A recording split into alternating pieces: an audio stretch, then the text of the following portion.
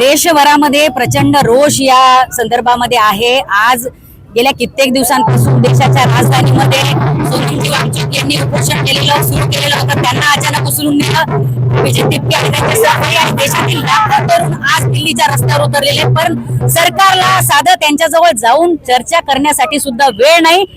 धर्मेंद्र प्रधान यांचा राजीनामा या देशातल्या तरुणांनी मागितलेला आहे। याला कारण आहे की देशातले 22 विद्यार्थी यांना आपले प्राण या भ्रष्टाचारामध्ये गमवावे लागलेले आहेत।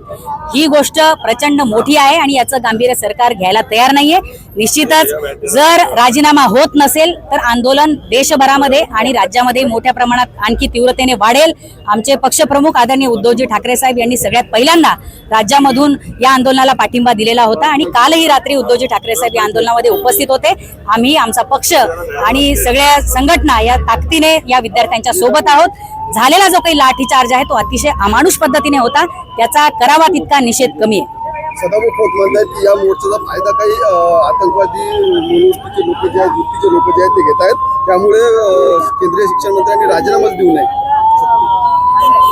राज्यातल्या आणि देशातल्या जनतेने हे लक्षात ठेवलं पाहिजे की कोण कोणाच्या बाजूने आहे।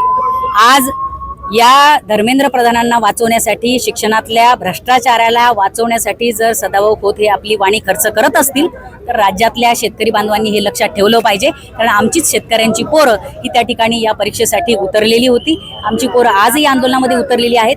हे तथाकथित भोंदू शेतकरी नेते केवळ स्वतःच्या फायद्यासाठी शेतकऱ्यांची आंदोलनं उभी करतात आणि जेव्हा खरी वेळ येते शेतकऱ्यांसाठी, विद्यार्थ्यांसाठी आवाज उचलण्याची, तेव्हा मात्र यांची तोंड बंद असतात। आजही महाराष्ट्रामध्ये दर दिवसाला 8 शेतकरी आत्महत्या करतात। 22 विद्यार्थ्यांचे मृत्यू या दरम्यान नीटच्या घोटाळ्यामध्ये झालेले आहेत। हे महाराष्ट्र विसरलेलं नाही। कदाचित सदाभाऊंना त्या गोष्टीचा विसर पडला असेल, पण जनता त्यांच्या लक्षात आणून देईल।